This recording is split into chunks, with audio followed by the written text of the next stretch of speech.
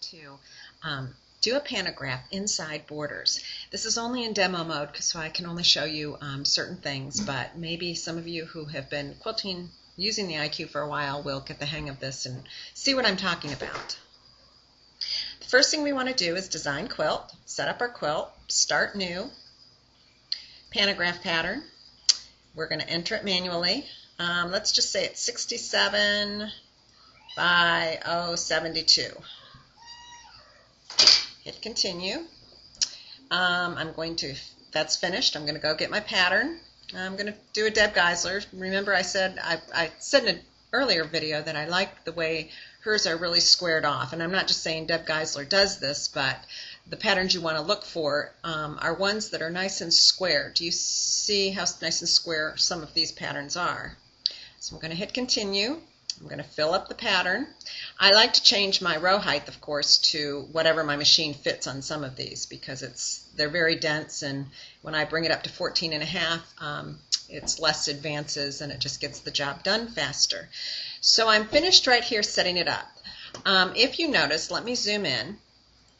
If you notice on the edges, you've got quite a few broken parts. Right here on the edges, you've got a half of an apple, and on the top's not too bad, but on this edge isn't really good. And if I pan over and go to the next edge, we've got the same thing. And if we want to put these inside borders, this kind of leaves a sloppy edge in my opinion. It has a lot of, we could jump stitch that, we could tie off, but that would just take a lot of time. What I like to do is go ahead and turn my clips on. Turn them off. They're on now. See, the pattern is being clipped. And what I want to do is turn it off. And when I turn it off and pan over here, and let me zoom out, you'll see what happens to the pattern. It gives us a lot of white spaces, but what does happen is let me zoom in. Now we've got nice clean edges. See on the edge here, there's the repeat, the start of the repeat right there. If I pan over, here's another repeat right here.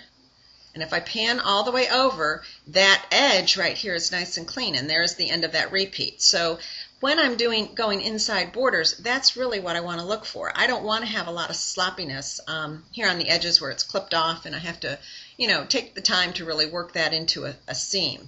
So I like to leave clean edges, and that would be, you can get that when you turn the clips off. I'm going to zoom out. Let me go ahead and go to full zoom. There we go. So obviously we can't stitch it like this. It's not going to ever fill up the quilt. So the first thing we need to do is change either the height to make it bigger so that I can stretch these rows all the way down to fill this square, which I don't think we can do that because right now I'm at 14.5 inches, and if I go any bigger, my throat space on my machine won't work. So I'm going to start by changing the row height down, and I just use my plus and minus buttons until I get one showing. Let me do that again.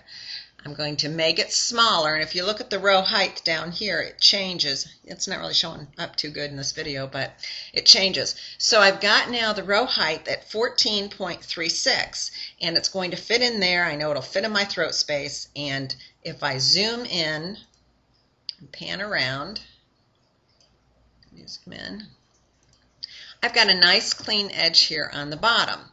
So that's all well and good right now, but what I have to worry about now is I need to fill in this space here. And the way I do that is I go and I skew it, and I can either drag it to get it all the way over or hit my little arrow button. What I like to do is get it close and then keep hitting my arrow button till it falls off. When it falls off, I know I'm right there at the edge, so I go back one little arrow, and then I'm pretty much filled up. Now if I zoom in and look at these edges, zoom in and pan around, they're nice clean edges. I'm going to start here. It's going to cleanly go all the way over, and then it'll be clean there on that edge. So that's pretty good. That's kind of what the look I want. So I'm going to zoom out, full zoom. I'm going to continue. Now, of course, this is 67 inches across. I don't really think that